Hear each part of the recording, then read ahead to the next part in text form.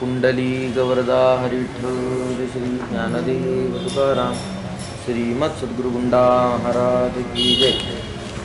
श्रीमद सद्गुरु लक्ष्मण महाराज की जय। श्रीमद सद्गुरु नारायण महाराज की जय। श्री सिद्ध सिंहासन पीठ की जय। अखंडानंद रूपाय सव्यज्ञान प्रदायिनी भवध्वांत दिनेशाय गुंडाख्य गुरवे नमः। श्रुतिस्मृतिपुराणानामालयं करुणालयं नमामि भगवत्पादं शङ्करं लोकशङ्करं। विज्ञानार्कमरीचिजालनिहता विद्यान्धकारव्रजा शब्दब्रह्मसमुद्रमन्दरगिरि सिद्धान्तबद्धभरता। ब्राह्मी नर्तनरङ्गभूमिरसना संशोभिताभ्यानना सोऽयं सर्वजगद्गुरुर्विजेते श्रीमान् प्रभुशङ्करः। गुरुन्नत्वा महेशाख्यान् शङ्करं च सुरेश्वरं नैष्कर्म्यसिद्धिर्भाषायां प्रपञ्चः क्रियते धुना।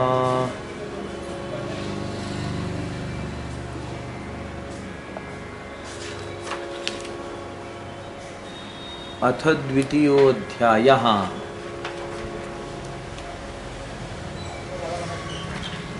श्रावितो वेत्ति वाक्यार्थं न चेत् तत्त्वमसीत्यतः त्वं पदार्थ न भिज्ञत्वात् ततस्तत् प्रक्रियोच्यते।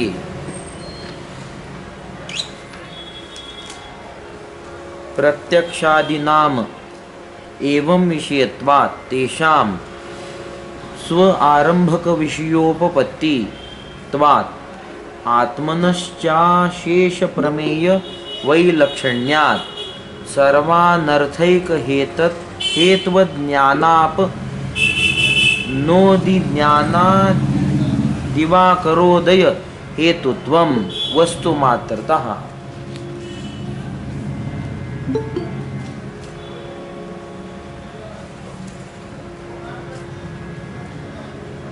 मोक्षाचा काही विचार करीत असताना सुरेश्वराचार्यांनी पहिल्या अध्यायामध्ये निर्णय असा केला, आत्मप्रमा प्राप्त करणं, आत्मप्रमा होणं हे मोक्षाचं साधन होऊ शकतं अथवा मोक्ष हा त्याच्याने होऊ शकतो। अशा पद्धतीचं चिंतन पहिल्या अध्यायामध्ये निर्णित स्वरूपात केलं। आणि ही आत्मप्रमा होत असताना आत्म्याच्या स्वरूपाचं चिंतन केलेलं नाही। आत्मप्रमा कशाने होईल या गोष्टीची चिकित्सा पहिल्या अध्यायामध्ये केली। आणि ती करीत असताना प्रामुख्याने उपस्थित असणारे दोन मार्ग, की एक कर्म आहे आणि दुसरा ज्ञान मार्ग। मग क्रियात्मकता ज्या ज्या म्हणून मार्गामध्ये येते तो सगळा असलेला मार्ग कर्म मार्ग या नावाखाली घेतलेला आहे। मग योग क्रिया आहे, त्यामुळे योग मार्गाचाही संग्रह इकडे झाला याचा विचार करा। फक्त योग क्रिया वेगळ्या पद्धतीची असल्यामुळे स्वतंत्र रूपाने इथे जसं योग मार्गाचं कथन व्हायला पाहिजे, मग ते यम नियम आसन प्राणायाम प्रत्याहार धारणा ध्यान समाधी असा अष्टांग योग, त्याचं चिंतन ज्या पद्धतीत व्हायला हवं त्या पद्धतीत इथे जरी केलेलं नसलं किंवा अपेक्षित जरी इथे गोष्ट नसली तरी क्रियायोग तो असल्या कारणानं किंवा हठयोग सुद्धा क्रियायोग असल्या कारणानं क्रियेचा तिथे विचार आहे। त्यामुळे त्या कर्मयोगाच्या प्रांगणात त्याच्या असलेल्या लक्षणामध्ये त्याचा संग्रह करून आपण पुढे येतोय असा विचार करा। कर्मवादी म्हणून योगवादी आहेत असा मी इथे म्हणायचा आग्रह नाहीये। योग मत स्वतंत्र आहे, कर्मवादी स्वतंत्र आहे, फक्त क्रिया या एका नावाखाली या सगळ्यांचा संग्रह आपण करतोय असा त्यातला सांगण्याचा हेतोय। नाही तर कर्मवाद्याचं मत निराळं आणि योगवाद्याचं मत निराळं। योगवादी हे सेश्वर सांख्य आहेत, सांख्य मत आहे पण सेश्वर आहे। सेश्वर म्हणण्यामध्ये असा अभिप्राय आहे, पुरुष प्रकृती मानणारे सांख्य 25 तत्व मानतात सांख्य, त्यात पुरुष आणि प्रकृती हे तत्व मानले गेले। आणि 36 सांगितले हरिपाठ नाही, ते संघाताची तत्व निराळे, ते वेगळे. ज्ञानेश्वरीमध्ये सुद्धा क्षेत्रज्ञ योग सांगत असताना आणि तो विभाग करत असताना ते 36 तत्वांचा विचार स्वतंत्र केला. इकडे सांख्य जे मूल आहे, कपिल मुनींचं जे सांख्य, त्याच्यामध्ये 25 तत्वांचा असलेला उल्लेख आहे. ती 25 तत्व सांगत असताना पंचज्ञानेंद्रिय, कर्मेंद्रिय, पंचप्राण, अंतःकरण, चतुष्टय आणि पुन्हा हे प्रकृती, पुरुष, 1, 3, 5 मेळा 25. हां, ते तिथे तुम्ही त्याचा संग्रह करू शकता. पण तिथे अनेक मतांचा संग्रह होतो. ती गोष्ट गुरुवर्य महाराजांकडून ऐकण्यासारखी.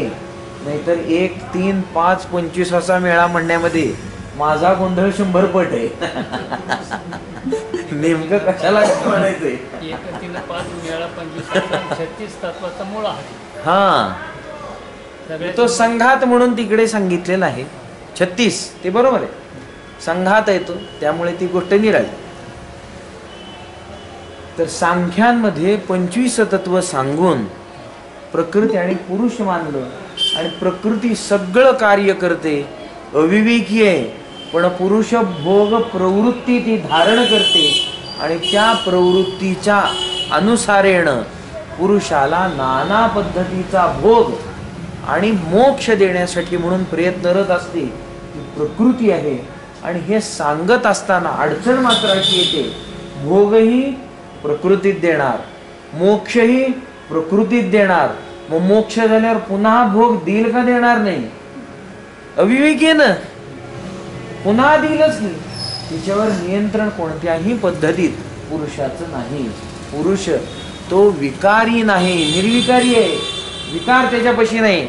मग तो कोणत्याही पद्धतीत प्रकृतीचा अंगीकार करीत नाही व प्रकृतीवर कोणत्याही पद्धतीत अशी स्वतःची सत्ता तो दाखवित नाही. त्यामुळे मोक्ष होतो ही गोष्ट जरी मानली तर किती काळासाठी होतो हा आक्षेप जशाला तसा राहतो. त्या एका आक्षेपाच्या खंडनासाठी म्हणून सांख्यांची पुढची एक पायरी निघते की ज्या पायरीमध्ये ईश्वर तत्व एक स्वतंत्र 26वावं मानलं गेलं आणि त्या ईश्वराचं सगळीकडे सत्ता राहते, नियंत्रण राहतं आणि तो भोगही जशाला तसा ठेवतो आणि मोक्षही जशाला तसा ठेवतो. एक नियंता आला ना, एक नियंत्रक आला ना की जो प्रकृतीला नियंत्रण करेल, जो तिच्यावर हक्क गाजवेल, हे करू देणार नाही. अशा पद्धतीचा एक ईश्वर स्वतंत्र मानून बाकी असलेलं सगळं सांख्य तत्वज्ञान हे जशाला तसं घेतलेलं आहे. विचारसागराचं आपण चिंतन करीत असताना सांख्य मताचं चिंतन आत्म्याच्या संदर्भाने जे 6व्या तरंगात आलं ते आपण 1-2-3 दिवस त्यावेळी केलेलं आहे. त्या गोष्टीचं ज्यांनी श्रवण केले त्यांना स्मरण झालं तर ती गोष्ट योग्य आहे. शेश्वर सांख्य म्हणली हे असे आणि या मताचा स्वीकार करणारे योगवादी आहेत. योगमत म्हणजे जे पतंजलींचं आहे ते मत असं आहे, शेश्वर आहे, पण सांख्य तत्वज्ञानाचा स्वीकार करणारे कर्मवाद्यांच्या तत्वज्ञानाचा स्वीकार नाही. परंतु तेही का मत असेना, क्रियाप्रधानता असल्या कारणानं त्या क्रियाप्रधानतेवरून त्याचा संग्रह मी कर्मवाद्याच्या याच्यामध्ये करतोय असं माझं मत आहे. अष्टांग योगाचाही संग्रह तिथे होतो, हठयोग त्रिबंध साधनेचाही संग्रह तिथे होतो. याच्यातून अंतःकरणाची होणारी शुद्धी ही परम आहे आणि वेगळ्या विलक्षण अशा असलेल्या अनुभवाला घेऊन जाणारी ही गोष्ट निश्चित आहे. इकडे चांचल्य राहित्य निर्माण होते, वासना राहित्य निर्माण होते आणि पूर्णता त्या निष्काम कर्माची होते. अष्टांग योगाचा आग्रह करणारा आणि त्याचा अवलंब करणारा जो व्यक्ती आहे त्या व्यक्तीला मात्र अंतःकरण शुद्धीचा प्रकार होत असताना येणारा अनुभव मात्र फार विलक्षण स्वरूपाचा आहे. धारणा करणारा याच्यामध्ये निधिध्यासनाचा स्वीकार आहे का स्वीकार नाही? निधिध्यासनाचा स्वीकार आहे. ध्यान होतंय ना, समाधी होतोय ना, समाधी लागतोय ना, हे होत असताना अंतःकरणाच्या ठिकाणी असलेली जी चंचलता आहे ती चंचलता एका त्रिपुटीत येऊन शिल्लक राहते आणि ती त्रिपुटी आतल्या असलेल्या सगळ्या प्रकाराची राहते, ना की बाहेरच्या. सगळा असलेला संसार तो टाकून बसलेला असल्यामुळे त्याच्या अंतःकरणामध्ये असलेलं जे ध्येय आहे, जे ध्यान आहे, त्याच्या ध्येयाच्या अनुरूप आणि हा जो ध्याता आहे, एवढीच काही ती प्रक्रिया त्याच्यामध्ये शिल्लक राहत असल्यामुळे बहुत असलेला प्रपंच, बहुत असलेला विकल्प सुटला जातो आणि ही थोडकी एक गोष्ट शिल्लक राहते. आणि या ध्यानामध्ये जशी जशी प्रगल्भता गुरुवाक्याने, महावाक्याच्या अनुसारेण त्याला प्राप्त होते, त्या प्राप्तीमध्ये ज्ञानाचा उदय होऊन तो मोक्षाला जातो, असा आपल्याला विचार करता येतो. म्हणजेच तिथपर्यंत का होईना, सविकल्प समाधी पर्यंत का होईना, क्रियेचा प्रादुर्भाव आहे का नाही. मग क्रियेचा प्रादुर्भाव असल्यामुळे, क्रियेचा स्पर्श असल्यामुळे आम्ही म्हणतो कर्मवाद्याप्रमाणे त्याने मोक्ष होतोय असं म्हणता येणार नाही. ज्ञानानेच मोक्ष होतो ही गोष्ट मात्र सिद्ध होते. हठयोगाचा विचार करा, त्रिबंध साधनेचा विचार, मूलबंध लावा, पुन्हा जालंधर बंध लावा आणि ओडियाना बंध लावा. ही त्रिबंध साधना केली असता कुंडलिनी जागरणादी कार्य होतात आणि षटचक्रांचं भेदन करीत करीत आज्ञाचक्रापर्यंत स्थिर होणे हे शक्तीचं तिथपर्यंत त्या कुंडलिनी महाशक्तीचं काम होतं. आणि गुरुवाक्यरूप असलेल्या आज्ञा म्हणजे तो विधी, तो स्वीकारून, विधी तो आज्ञा, आज्ञा म्हणजे काय, विधी आहे, तो तिथून घेऊन ती पुढे जाते. सोहम भावाच्या भायापसुरणी परमात्मलिंगा धावनी अंगा घडे. सोहम भावाच्या भाया आहेत म्हणजे तिचे हात आहेत आणि त्याने आलिंगन द्यायचे. म्हणजे महावाक्याने आलिंगन दिलं का हे खरंच भेद राहून आलिंगन दिलेले नाही. कुंडलिनी स्वतःच स्वरूप टाकते, अनाहताच्या पुढे जाते आणि गुरु आज्ञा घेऊन पुढे जाणारी कुंडलिनी ही सोहम याच महावाक्याचा आश्रय करते आणि जीव शिव ऐक्य अनुभवाला आणून देते. म्हणजे नेमकं काय, तिथपर्यंत का होईना क्रिया हा प्रकार शिल्लक आहे आणि शेवटाला त्या अशा असलेल्या क्रिया प्रधान असलेल्या त्या कुंडलिनीला सुद्धा महावाक्याचा आश्रय करून सगळा योग संपन्न करावा लागतो. म्हणजे क्रिया स्पर्श तिथे, त्यामुळे कर्माने मोक्ष होतो हा सिद्धांत चुकीचा आहे. त्या कर्मामध्ये मी याचा स्वीकार करतोय. अनेक जरी मार्ग असले, भक्ती मार्ग क्रिया प्रधान आहे का, क्रिया प्रधान नाही, क्रिया प्रधान आहे, त्याचाही स्वीकार इकडेच आम्ही करतो. जसं योगाने मोक्ष होतो, जसा अष्टांगाने मोक्ष होतो, तसा भक्तीने मोक्ष होतो. ज्ञानाविना होत नाही. ज्ञानाविना ती गोष्ट शक्य नाही. ज्ञान आवश्यकच आहे. इथली अनुभव विलक्षण आहेत, मार्ग वेगळा आहे ना, मग अनुभव विलक्षण आहेत. अधिकारी तो तिथला विलक्षण आहे, फल ही विलक्षण आहे, मर्यादा जास्ती आहे. पुढे भक्तीने धरले हाती, मागे ज्ञान व्हायला की धर्म ये. बाबा अहंकार निशी घनदाट, गुरुवचनी फुटली पहाट, माता भक्ती भेटली बरवंट, तिने मार्ग दाविला चोख टगा. आणि मार्ग काय, नरहरी रामा गोविंदा वासुदेवा हा मार्ग आहे तिचा. तिने दाखवलेला म्हणजे काय दाखवलं, तत्व दाखवून दिलं. हे तत्व आहे. मग त्याला तुम्ही कोणी नरहरी म्हणा, कोणी श्याम म्हणा, कोणी गोविंद म्हणा, नाही तर कोणी कृष्ण म्हणा. हे तत्व एक आहे, एक तत्व आहे. एक तत्व नाम दृढधरी म्हणा, बरोबर आहे. पण ही ज्ञानामध्ये ज्याचं परिवसान झाल्याशिवाय ती गोष्ट थांबत नाही. या कर्म, निष्काम कर्माचा आणि इतर असलेल्या या मार्गांचा भेदच काय आहे, यांचं फल अंतःकरण शुद्धीपर्यंत आहे. आणि हे मात्र ज्ञानात परिवसान होणारे आपसुका, त्याच्यात रचना तशी आहे त्यांची की त्या आपसुका न कळत ती गोष्ट तशी तशी होते. त्यामुळे या कर्मापेक्षा त्यांचा मार्ग स्वतंत्र आहे असं म्हणून काढलं गेलं. कर्म मार्ग सांगतात, ज्ञान मार्ग सांगतात आणि पुन्हा म्हणतात भक्ती मार्ग. मग हे स्वतंत्र का काढलंय? यांची विलक्षणता अशी असल्यामुळे स्वातंत्र्य त्यांचं तसं आहे असं सांगितलं जातं. परंतु मूलतः चिंतन केलं आणि क्रियेचा जर प्राधान्य आणि क्रियेचं स्वरूप त्यांचं आहे असं समजलं तर कर्मामध्ये यांचा आपल्याला स्वीकार करता येतो. त्यामुळे कर्माने मोक्ष होत नाही असा विचार मांडला गेला. दोन पद्धतीत विचार मांडला, एक कर्म आणि दुसरं ज्ञान. आणि मोक्ष या फलाचा विचार केला, तो पहिल्या अध्यायात केला आणि निर्णय केला कर्माने मोक्ष होणार नाही. कर्म एक तर परंपरेया साधन होईल पण फल अंतःकरण शुद्धी देऊन थांबेल, ज्ञानानेच मोक्ष होईल अशा पद्धतीचा सिद्धांत प्रस्थापित केला, निर्णित केला, निश्चित केला. कोणाच्या संबंधाने केला तर आत्मप्रमेच्या संबंधाने निर्णय झाला की साधन काय आहे, काय मिळवलं पाहिजेत आणि आपल्यापाशी काय नाही या गोष्टीचा विचार मात्र पहिल्या अध्यायात केला. कशासाठी केला गेला? करायचे काय ही गोष्ट जोपर्यंत कळीत नाही तोपर्यंत व्यक्ती प्रवृत्त होईल तरी कसा, प्राप्त काय करायचंय या गोष्टीवरून व्यक्तीची प्रवृत्ती जरी झाली, प्रयोजन कळल्याशिवाय प्रवृत्ती होत नाही. हे जेवढं खरं तेवढं प्रयोजन लक्षात आल्यानंतर प्रयोजन प्राप्तीचं असलेलं साधन जोपर्यंत कळत नाही तोपर्यंत व्यक्तीची प्रवृत्ती होऊन सुद्धा मार्गक्रमण होईल काय, तो पुढे जाईल काय, पुढे जाणार नाही. भक्ती लाख मोठी कळली कशी करायचीच माहित नसल्यावर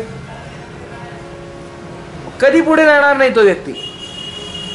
माहिती पडलं एवढंच भक्ती करावी कशी हे माहित नाही, त्याच्यामुळे पुढे जाऊ शकत नाही. ज्ञान प्राप्ती हे नितांत गरजेची आहे म्हणून सांगितलं. अज्ञान निवारण त्याच्याने होऊ शकतं तेवढंच एक त्याचं साधन आहे म्हणून सांगितलं. आणि ते जर नाही झालं तर मोक्ष नावाचं परम प्रयोजन रूप असलेलं फल मिळणार नाही, हाती लागणार नाही ही गोष्ट सांगितली. तरीही त्या ज्ञानप्राप्तीच्या संदर्भाने, त्या आत्मप्रमेच्या संदर्भाने जे म्हणून साधन सांगितलं की ज्याला म्हणा तत्वमसी महावाक्य, आत्मप्रमा होईलच कशाने? मला अज्ञान कशाचं आहे? आत्म्याचं. म्हणून आत्म्याच्या ज्ञानाचा विचार आहे. जर मला आत्म्याचं अज्ञान नसलं असतं आणि कल्पना करा की बंधन शिल्लक आहे, म्हणजे मोक्ष वेगळ्या स्वरूपाचा आहे, बंधन वेगळ्या स्वरूपाचे, कल्पनेतला प्रकार. आता मुख्य प्रकार पकडायचा नाही, कल्पनेतला प्रकार पकडा. बंधन शिल्लक आहे आणि मला आत्म्याचं ज्ञान आहे आणि बंधन शिल्लक आहे, तर त्या आत्म्याच्या ज्ञानाचा किंवा अज्ञानाचा विचार त्या बंधनाच्या निवृत्तीसाठी केला असता काय? नाही. ज्याच्याने बंधन पडलं त्याच्या निवृत्तीचा आम्ही विचार करू. अज्ञान असलं तरी बंधन पडत नाहीये अशी स्थिती आहे आणि ज्ञान असूनही बंधन जात नाहीये अशी स्थिती आहे. म्हणजे त्या बंधाच्या निवृत्तीसाठी म्हणून या ज्ञानाचा आणि अज्ञानाचा विचार केला असता काय? केलाच नसता ना विचार. परंतु मला अज्ञान कशाचं आहे? बंधन पडले कशामुळे? अज्ञानामुळे. अज्ञान कशाचं आहे? आत्म्याचं. संसाराचं अज्ञान नाहीये. नाही म्हणे आम्हाला अमेरिका माहित नाही. ते माहित नसलं तरी संसार इथे जशी लोक आहेत तशी तिथे लोक आहेत ना. इथली लोक काही वेगळी आहेत काय? वेगळी नाहीत. हा अधर्मी असतील, नाही चोर नाही आहेत, प्रामाणिक आहेत. हो जपानमध्ये प्रामाणिक लोक आहेत पण आहे इथल्यासारखीच ना. याच्यामध्ये काही भेद आहे का? नाही. कालचा आकडा आहे हे आपल्या माहितीसाठी म्हणून. जाता जाता भारतात 100 वर्षाच्या वरचे लोक किती? कमी असतील. पण जगात सगळ्यात जास्ती जपानमध्ये 86,000 आकडा आहे 100 वर्षाच्या वरचे. हे कालचा आकडा आहे. आता एखाद दुसरा गेला असला तर कमी वाढला असेल ही गोष्ट खरी. तिथले लोक जास्ती पुण्यवान का भारतातले लोक जास्ती पुण्यवान? मरतील की लवकर.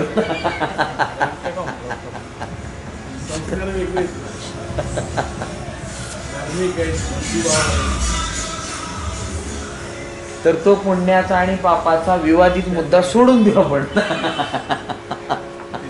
सांगण्याचा हेतू काय माझा? माहिती नाही असं म्हणता येणार नाही. दगड कळला ना, एक दगड कळला संपला ना विषय. गाढव कळलं ना, 4 पायाचं असतं, मागच्या पायानी लाथा मारतं, माती उचलायसाठी मदत करतं, हे गाढव आहे. 2 कान आहेत, ओरडतं, संपलं. आता प्रश्न विचारून चालणार नाही की गोरा कुंभाराचं गाढव आम्ही बघितलं नाही, कसं होतं आम्हाला कुठं माहिती म्हणून. नाही, हे कळलं ना. याच्यावरून ते तसंच असणार आहे गाढव. त्या गाढवात काही वेगळा प्रकार असणार आहे का? त्याच्यात काही वेगळा प्रकार नाही. फक्त एवढाच प्रकार असेल किंवा आहे की ते गाढव गोरा कुंभार संतासोबत होतं, हे गाढव दुसऱ्या तुझ्यासारख्या गाढवासोबत आहे.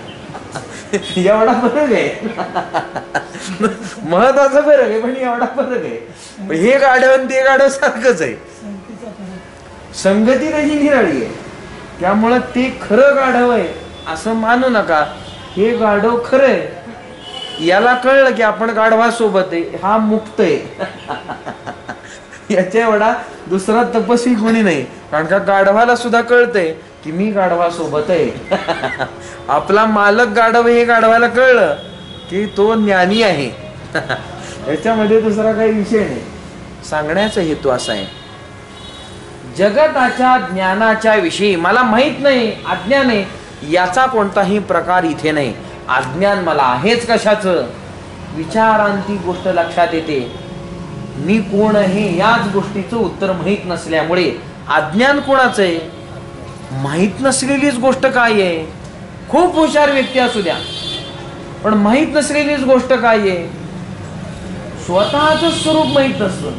अगदी विद्वानातला विद्वान तो आईन्स्टाईन जरी आणला तरी तू कोण आहेस विचारल्यावर काय सांगेल? पार्टिकल नाही, त्याला सांगता नाही येणार. नाही, एनर्जी नाही, सांगता नाही येणार. एनर्जी म्हटलं तरी जडत्व आहे. कारण काय, एनर्जी म्हणजे शक्ती, काय जो प्रकार असेल तो. ती चेतन आहे काय? चेतन राहिली असती, वीज आहे, चेतन राहिली असती, आप्त अनाप्त बघून तिने झटका दिला असता ना. तिला कुठं आहे? तिला तो प्रकार नाही, जड आहे ती. ती उष्णता आहे, ऊर्जा आहे, ती जड आहे. त्यामुळे मी एनर्जी म्हणलं, जड आहे काय तू? दगडासारखा आहे का तू? नाही. मजल इथपर्यंत आहे. वैज्ञानिकांची मजल सुद्धा इथपर्यंत आहे. याच्या पुढे जाऊ शकत नाही. का जाऊ शकत नाही? अज्ञान आहे ना, शिल्लक आहे ना. त्यामुळे मी कोण आहे, स्वतःच स्वरूप काय, याच्या संबंधाने मात्र अज्ञान जशाला तसं शिल्लक असतं. मूल अज्ञान ही आहे. आत्मस्वरूपाचं हे मूल अज्ञान आहे. आणि एखादी वस्तू माहीत नसली, असू शकते, माहीत नसते. प्रत्येकाला ज्ञान थोडं असतं आणि अज्ञान खूप असतं. सगळं जगातला कानाकोपरा जोपर्यंत व्यक्ती बघत नाही तोपर्यंत त्याला थोडीच कळणार आहे. प्रत्येक प्रमाणाच्या साह्याने पहा. ज्ञानासाठी काही एक प्रत्यक्ष प्रमाण आहे असातला काही प्रकार नाही. अनेक प्रकार प्रमाण आहेत. 6 प्रमाणांचा विचार ज्ञानासाठीच केलेला आहे ना. मग त्या आत्म्याच्या ज्ञानासाठी तो विचार होतो का नाही, हा आत्ता विचाराचा मुद्दा नाही, किंवा आत्ता विचारातही घ्यायचा नाही. जगतासाठी 6 प्रमाण लागतात का लागत नाही? लागतात. प्रत्यक्ष लागतं, अनुमान लागतं, शब्द लागतं, उपमान लागतं, अर्थापत्ती लागतं, अनुपलब्धी म्हणजे अभाव प्रमा लागतेच. या सगळ्या प्रमाणाने ज्ञान होतं. एवढी प्रमाण असून सुद्धा सगळ्याच ज्ञान होईल अशी काही गोष्ट आहे का? विचारच केला नाही. विचार केला तर सगळ्या गोष्टीचं ज्ञान होईल ना. आणि त्याला सुद्धा मर्यादा आहे. काही व्यक्तींना सगळ्याच गोष्टी पाहिलेल्याच पुन्हा तो पाहतो असं नाही. आयुष्यात आजच ही गोष्ट आम्ही बघितली, होतं का? होतं ना. अभिज्ञा प्रत्यक्ष येते. पहिल्यांदा ज्या गोष्टीचं ज्ञान होतं, प्रत्यक्ष ज्ञान होतं, ते त्याला म्हणा अभिज्ञा प्रत्यक्ष.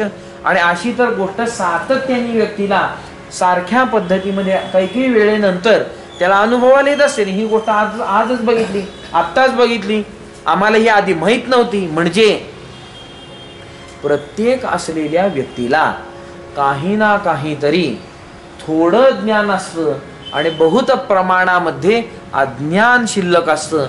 प्रत्येक वस्तूवर असलेल्या अज्ञानाचा विचार केला असता तर त्या वस्तूच्या संदर्भाने असलेलं अज्ञान सांगत असताना शास्त्रकारांनी सांगितलं, हे तुला ज्ञान आहे. तुला ज्ञानाची निवृत्ती कोणीही कधीही करू शकत नाही. मोला ज्ञानाची निवृत्ती होते, कारण का ते एक आहे आणि एक असलेल्या आत्म्याच्या संदर्भाने आहे. एक असलेल्या आत्म्यावर ते अध्यस्त आहे. मग त्या अध्यस्त असलेल्या अज्ञानाची अधिष्ठान रूप असलेल्या आत्म्याच्या ज्ञानाने निवृत्ती संभवते. पण या विशिष्ट उपहित असलेल्या चैतन्याच्या संदर्भाने राहणारं जे अज्ञान, त्या अज्ञानाची निवृत्ती करावयाची ठरली तर ती निवृत्ती करता येत नाही. पदार्थोपहित चैतन्यावर असलेल्या अज्ञानाची निवृत्ती पदार्थाच्या ज्ञानानेच होत असते. आणि अनंत पदार्थ असल्यामुळे तुला ज्ञान अनंत आहेत. किती अनंत आहेत? घरात अनंत पदार्थ आहेत. प्रत्येक कोपरा माहिती असतो का माणसाला? नसतो. माहिती. घरातलाच कोपरा माहित नसतो. हे म्हणे आम्ही झोपडीत राहतो तरी माहित नसतो. कोणत्या कोपऱ्यामध्ये, कोणत्या एका जागेत, कोणत्या काडीमध्ये जाळी लागली आहे हे माहिती असतं का? नाही. म्हणजे अज्ञान आहे त्या जाळीविषयी. कोपरा आहे, अज्ञान आहे का? अज्ञान नाही. पदार्थ आहे का? पदार्थ नाही. पदार्थ आहे. मग पदार्थ असल्यामुळे आणि त्याचं ज्ञान नसल्यामुळे त्या पदार्थाविषयी मला अज्ञान आहे हे सिद्ध होतं का? होत नाही. सिद्ध होतं. मग त्या अज्ञानाच्या निवृत्तीसाठी म्हणून लागेल काय? हे सगळ्या गोष्टी आम्ही वापरतो आणि ते अज्ञान आम्ही निवृत्त करतो. पण असलं असलेलं तुला ज्ञान, याला म्हणा तुला ज्ञान, की जे पदार्थ विशिष्ट आहे, पदार्थावर राहणार आहे, हे असलं तुला ज्ञान किती असेल? किती समजावं? प्रकार किती? एक का अनेक? का अनेक का अनंत? जेवढे म्हणून पदार्थ तेवढं म्हणून ते तुला ज्ञान. आता पदार्थ किती म्हणून सांगायचे? अनंत पदार्थ आहे. अनंत पदार्थ असल्यामुळे अनंत अज्ञान सिद्ध होतात.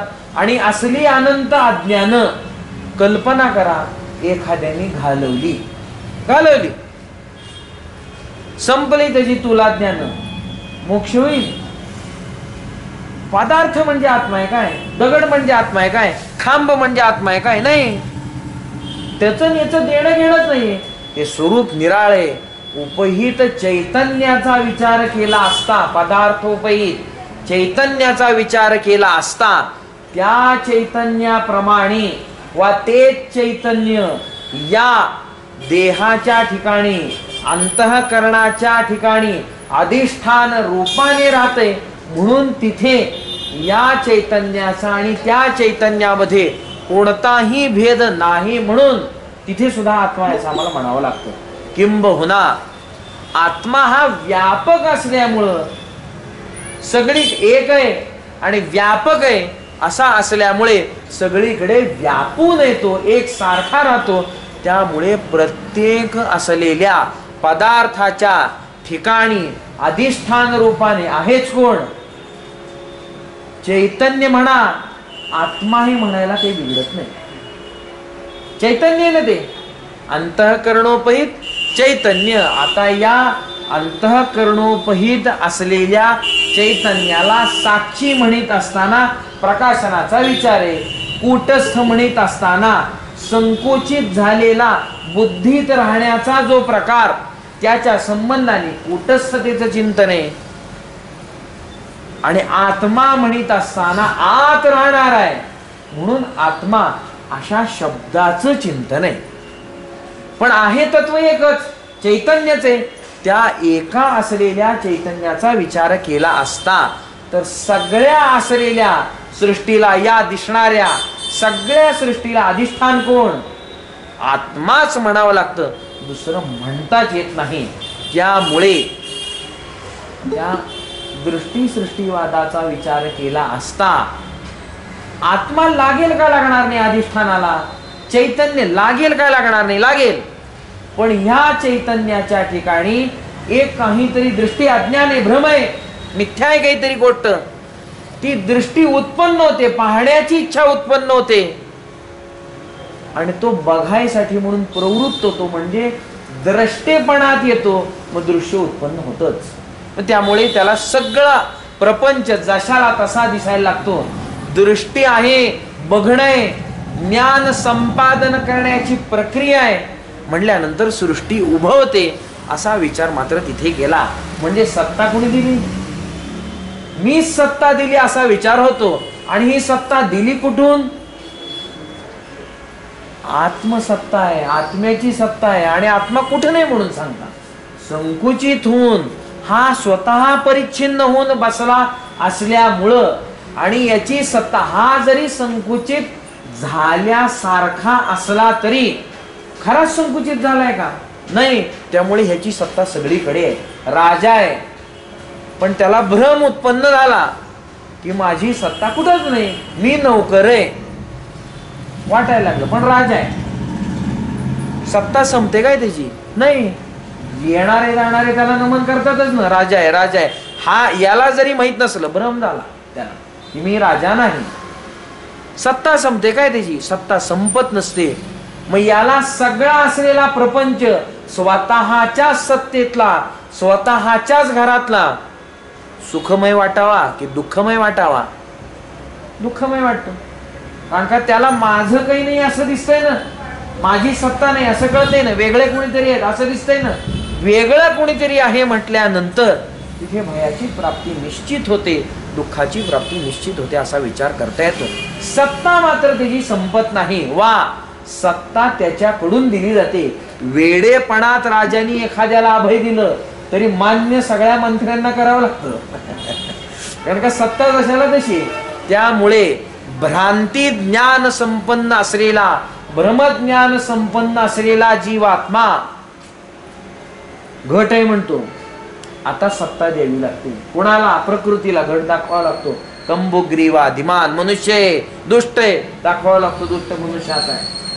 कारण का याची सत्ता हा देतोय ना, सत्ता सत्ता देत असल्यामुळे असा सगळा प्रकार होतो. माहित नाही म्हणून जरी सत्ता दिली असली तरी याची सत्ता नाही असा कोणताही क्षण नसल्यामुळे या सगळ्या गोष्टींची दृष्टीप्रमाणे सृष्टीची स्थिती असल्यामुळे हा सगळा व्यवहार जशाला तसा होत असतो. त्यामुळे प्रत्येक असलेल्या पदार्थाला अधिष्ठान रूपाने जे चैतन्य आहे ते चैतन्य म्हणजे आत्मा आहे. वा तो आत्मा ब्रह्मरूप आहे आणि ब्रह्म चैतन्य हे अधिष्ठान आहे असं म्हणा. कोणत्याही पद्धतीत चिंतन केलं तरी मात्र आत्मा सर्वथैव आहे, सर्वत्र समव्याप्त अशा स्वरूपाचा सत सामान्य असा आत्मा आहे असं आपल्याला चिंतन करता येतं. महा आत्मा आहे आणि त्या अशा असलेल्या आत्म्यावर अध्यस्त असणारे सगळे एका कालात उत्पन्न होणारे आणि एका वर्तमान कालात मला प्रतीतीला येणारे, वर्तमान कालातच प्रतीतीला येणारे दृष्टी सृष्टीवादाच्या रूपामध्ये असलेले सगळे पदार्थ आहेत. त्याला भूतकाळ नाही आणि त्याला भविष्यकाळ नाही. ज्यावेळी आहे त्यावेळीच आहे. रज्जूवर प्रतीतीला येणारा सर्प कधी असतो? मला भ्रमात ज्ञान होतं, मी बघायच्या आधीपासून आहे म्हणून. कारण का साप आहे म्हणून ज्ञान होतं. भ्रम आहे पण असतोच कधी? भूतकाळात नाही, भविष्यकाळात नाही, आहेच कधी? स्थितीच वर्तमान काळात आहे. त्यामुळे कामापुरता असलेला मामा सोडून द्या. जो फक्त वर्तमान काळात मदतीला येतो, भूतात त्याचा प्रवेश नाही आणि भविष्यात ज्याची आपल्याला मदत होईल अशी आशा सुद्धा नाही, असे तात्कालिक असलेले लोक रज्जूवर प्रतीतीला येणाऱ्या सापासारखे समजा. सोडून द्या आणि बाजूला चला. सांगण्याचा हेतू असा आहे, वर्तमान कालीन आहे मग त्यांचा कोणताही विचार करता येत नाही. असा असलेला जो आत्मा आणि ज्या आत्म्याचं असं असलेलं सगळीकडचं स्वरूप आणि त्या असलेल्या स्वरूपाप्रमाणे प्रत्येक पदार्थ जो अध्यस्त त्या आत्म्याच्या ठिकाणी एक नाम आहे, एक रूप आहे आणि सच्चिदानंदता म्हणजे सद्रूप, ते अस्तित्व, भातित्व, प्रियत्व हे जे सगळं घेतलेलं आहे त्या पदार्थाने घेऊन भासमान झाला, प्रिय झाला आणि अस्तित्वाला आला. काहीतरी पदार्थाविषयी अनुकूल प्रतिकूलतेच्या रूपामध्ये ही गोष्ट आहे. या अशा असलेल्या पदार्थाच्या विशिष्ट ज्ञानासंबंधाने अज्ञान जर शिल्लक आहे तर अशा विशिष्ट पदार्थाच्या असलेल्या विशिष्ट अज्ञानाची निवृत्ती केली असता मोक्ष होईल काय? आत्म्याचं ज्ञान होईल काय? होणार नाही, कदापि होणार नाही. का होणार नाही ज्ञान? विशिष्ट पदार्थाच्या वरचं अज्ञान घालवत आहे आणि ज्ञान काय करून घेत आहे? विशिष्ट पदार्थाचं ना की आत्म्याचं. वास्तविक असे अज्ञानाचं राहावयाचं ठिकाण हे पदार्थ नाहीये, पदार्थोपहित चैतन्यच आहे. जाते अज्ञान म्हणजे ज्ञान व्हायला पाहिजेत कोणाचं? ज्याच्यावर आवरण आहे ते आवरण निवृत्त केल्यानंतर आवरणाने झाकलेला पदार्थ वस्तू दिसावी का दुसरंच काही दिसावं? झाकलेली वस्तू दिसावी ना. इथे अज्ञान निवारण होत आहे. पदार्थोपहित चैतन्यावर राहणार अज्ञान आहे हे निवारण होतंय. पण ज्ञान होते कशाचं? विशिष्ट पदार्थाचं ज्ञान होतंय. म्हणजे काय? घटावरचं अज्ञान आम्ही घालवतो आणि ज्ञान कशाचं करून घेतो? घटाचं. काय मांडूड होते? एकाच ठिकाणी एकाच आकारात हे तिन्ही आहे. घटाचा उपाधी जसा आहे तसाच घटाचा अज्ञानाचा प्रकार आहे, तोच आकार आहे. आणि घटोपहित चैतन्य तसल्याच आकाराचं आहे. वृत्ती काय आहे? स्थूल आहे का सूक्ष्म आहे? चैतन्याला गवसणी घालणारी वृत्ती आहे का? नाही. मग वृत्ती कसली आहे? वृत्ती सुद्धा स्थूल विशिष्ट अशाच पद्धतीची आहे. मग विशिष्ट आहे म्हणल्यावर ती विशिष्टाचं ज्ञान करून देईल. एकाच ठिकाणी राहणाऱ्या या तिन्ही गोष्टी आहेत ना. घट जो आकार आहे घटाचा तोही घटोपहित चैतन्य जे जिथं राहतं तिथंच आहे. अज्ञान घटाचं जिथे राहतं तिथंच आहे. आणि घटाचा आकारही जिथे चैतन्य आणि अज्ञान आहे तिथेच आहे. आणि माझी वृत्ती चौथं पुन्हा जाऊन मिसळते तिथं, ती तिथंच आहे. नाही होणारच नाही. झाकलंय काय? त्या स्वाश्रया आणि स्वविषया असा स्वभाव आहे. ज्याच्यावर ते अज्ञान असतं ते त्याला तर झाकतच झाकतं. त्याच्यावर प्रतीतीला येणाऱ्या पदार्थालाही उगाच झाकून टाकतं. त्याचा स्वभाव तसा आहे. प्रतीतीला स्वभाव त्याचा मायेचा स्वभाव सांगत असताना स्वाश्रय आणि स्वविषया रूपाने विचारसागरामध्ये ती गोष्ट सांगितली गेली. मायेमुळे, माया आहे कुठे? अज्ञान आहे कुठं? चैतन्यावर. झाकतं कुणाला? म्हणजे झाकलं कुणाला पाहिजे? चैतन्याला झाकलं पाहिजे. पण कळत काय काय नाही? जगतही कळत नाही. घट कळतो काय? म्हणजे झाकला का झाकला नाही? चैतन्याचा परिणाम आहे काय घट? नाही. मग घट आलं कुठून? घटाची स्थिती कुठनं? घट म्हणजे जगत समजा. आलं कुठून? मायाकारी आहे का मायाकारी? मायाकारी आहे. आणि या माया कार्याविषयी सुद्धा अज्ञान आहे का अज्ञान नाही मला? ज्या कार्याला मायेने उपादान कारण होऊन उत्पन्न केलं त्या स्वतःच्या असलेल्या कार्याला काय म्हणून झाकायचे? तिला झाकायचं काहीच कारण नाही. पण झाकलं गेलंय का गेलं नाही? वस्तुस्थिती काय आहे त्यावरून तिचा स्वभाव आहे. तिचा स्वभाव तसा आहे म्हणून ती कार्य करते. हे नंतर वस्तुस्थितीने समजून घ्यावं लागते. असं झालंय. झाकलं खरं पाहिजे तिने कोणाला? विषय कोणाला केला पाहिजे तिने? मुख्य चैतन्याला. दुसऱ्याला विषय करू नये. पण त्याला विषय तर करतेच करते. तो विषय होतो का होत नाही हा भाग स्वतंत्र आहे. आता ती विषय करते असं म्हणत असताना असं समजून चुकीने घ्यायचंच नाहीये की चैतन्य विषय झाला म्हणून. तिला विषय करायचा आहे. लाख चोरांनी ठरवलंय माझ्या घरी चोरी करायची, पण मी बसलो तर जागा. त्यांनी ठरवलंय म्हणून चोरी होणार आहे काय? मी चोरी करू देणार आहे काय? तसा तो प्रकार आहे. तिला विषय करायचा आहे. किंबहुना झाकायचा प्रयत्नही ती करते. पण तो झाकला जातो काय? तो विकारी होतो काय? तो परिच्छिन्न होतो काय? होत नाही.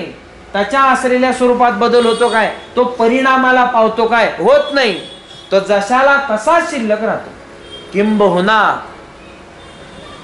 त्या पुरुष सूक्तामध्ये वचन 10 अंगुळ शेषच राहतो व्यापकतेच्या दृष्टीने. बरं मोठा आहे ना तो सांगण्यात काय, हा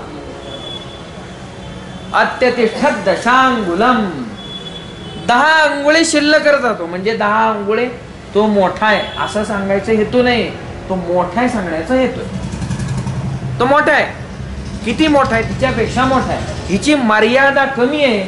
सापेक्षिक सत्ता आणि निरपेक्षिक सत्ता हा भेद इथून दिसतो. सापेक्षिक सत्ता व्यापक आहे पण सापेक्षिक आहे, म्हणजे कुठेतरी मर्यादा पडेल. कोणाच्या दृष्टीने पडेल? ब्रह्मचैतन्याच्या व्यापक सत्तेच्या दृष्टीने पडेल. बाकी जगत तर अनंतच सांगावं लागतं. जगताच्या अनंतत्वाला मर्यादा नाही, पण या अनंतापेक्षाही परब्रह्माचे असलेलं जे स्वरूप आहे, त्याची जी सत्ता आहे ती मात्र अनंत अशी व्यापक आहे, त्याच्या पुढे आहे. कारण का ती निरपेक्ष स्वरूपाची आहे आणि ही सापेक्ष स्वरूपाची आहे. सांगण्याचा मुद्दा असा आहे की माया आहे, विषय कोणाला केला पाहिजे? चैतन्याला. म्हणजे झाकलं कोणाला पाहिजे? चैतन्याला. झाकते कोणाला? जीवदृष्टीने चैतन्याला. जगताला कशाला झाकावं? पण आम्हाला साध्या दगडाचंही ज्ञान नसतं. म्हणजे अज्ञान शिल्लक आहे का? शिल्लक नाही. माया कार्यच आहे, त्या चैतन्यावर अध्यस्त आहे.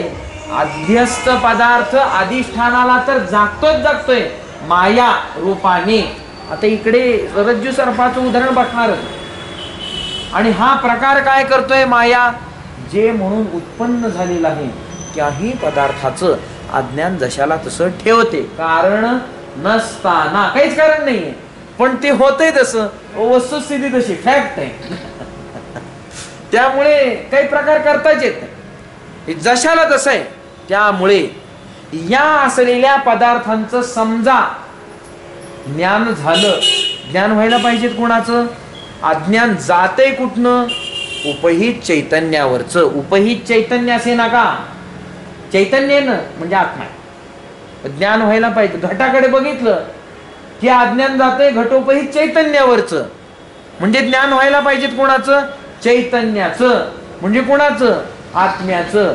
घाण बघितली की आत्मा कळला पाहिजे. म्हणजे थोडं निकृष्ट उदाहरण घेतल्यावर जास्ती समजतं.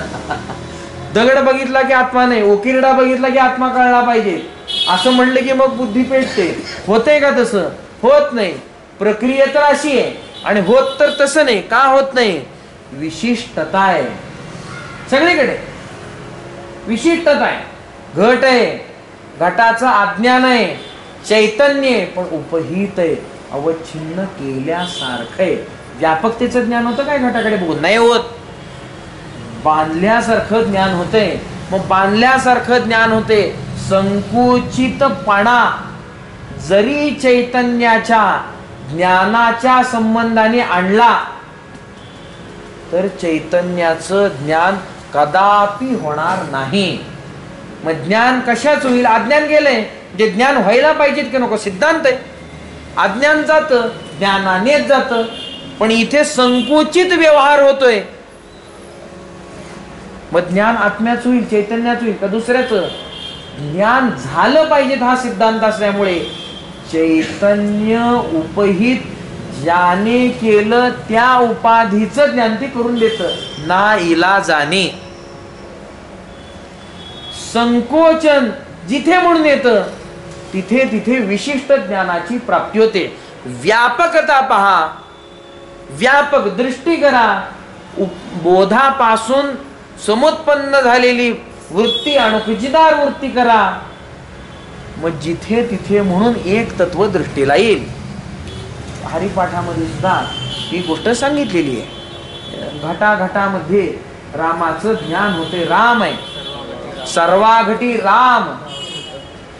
देहादेही एक, सूर्यप्रकाशक सहस्त्र रश्मी.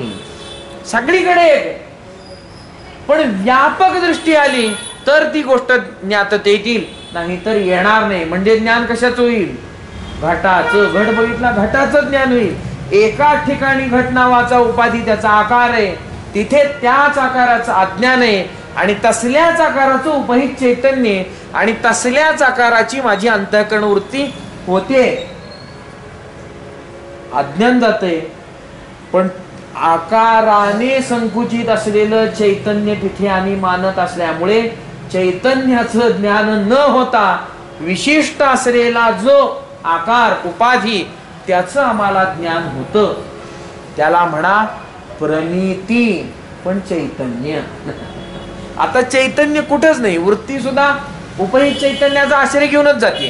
अंतःकरण वृत्ती उपहित चैतन्य किंवा वृत्त्यवच्छिन्न चैतन्य ते चालूच आहे. मग ज्ञान होत असताना जो आकार प्राप्त झाला त्या आकाराचा विचार केला असताना सुद्धा गट आहे असा व्यवहार झाला. कळलं, चैतन्याला सोडून कळलं का नाही.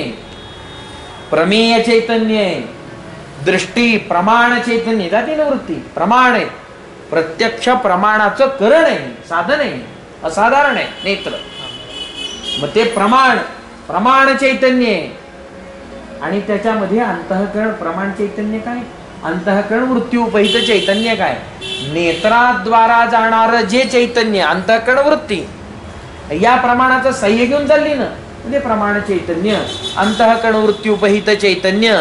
या प्रमेय चैतन्याच्या ठिकाणी या प्रमाण चैतन्य म्हणजे अंतःकरण वृत्ती उपहित चैतन्याची होणारी जी स्थिती आहे, एकत्रितपणा जो आहे, आकार जो प्रकार आहे आणि मला होणारं जे ज्ञान आहे, घट आहे, अज्ञान निघून जातं पण ज्ञान होतं. हा घट आहे, हा घट होत असताना, हे ज्ञान होत असताना त्या तिथल्या असलेल्या ज्ञानाचा आकार सांगत असताना मला म्हणावं लागतं प्रमिती चैतन्य.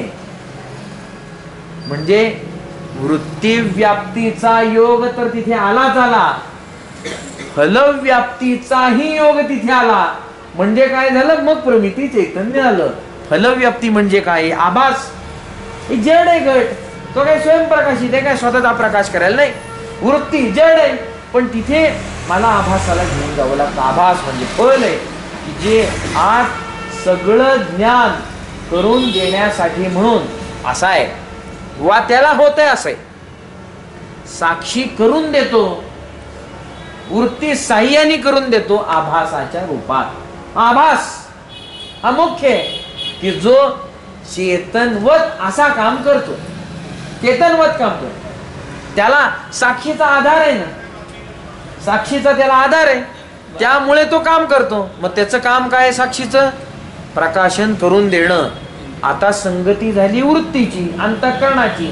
आता गडबड काय होते, संगती ज्याची झाली तो दुष्ट असला की तो स्वतःचे संस्कार टाकतोच, राहतच नाही. तो एखादा व्यक्ती इतरांची निंदा करणारा असला आणि एखादा सज्जन त्याच्या शेजारी जाऊन बसला, तो स्वतःची वृत्ती सोडतो का निंदा करणं? नाही, त्याला सांगत बसतो. हा ज्याला चांगलं म्हणतो त्याची निंदा हा करत बसतो. तसा प्रकार आहे. साक्षी निर्विकारी आहे, उदासीन आहे, खरंय, प्रकाशन करण्याचं काम करतो स्वतंत्र राहून. पण प्रतिबिंबित झाला, आत गेला, मग काय होतं, अंतःकरण वृत्ती म्हणते माझं सुख नाही तुझं सुख आहे, माझं दुःख नाही तुझं दुःख आहे, मी वेडी नाही तू वेडा आहे. आता चालू झालं सगळं. मग आता तिथे ज्ञान व्हायला पाहिजे. म्हणजे आता घट आहे याचं प्रकाशन साक्षी करीत असला तरी या फल चैतन्याचा विचार म्हणजे फल व्याप्तीचा विचार आभासाकडून होत असतो. आभासाला ती अवस्था असली या ज्ञानाची प्राप्त होत असल्यामुळे वृत्ती व्याप्तीचा योग येईल, फलव्याप्तीचा योग येईल, मग प्रमिती चैतन्य तयार होईल, म्हणजे तिथे निर्माण होईल. आणि त्याच्याने काय ज्ञान होईल, घट आहे ना की चैतन्य आहे असं ज्ञान होईल.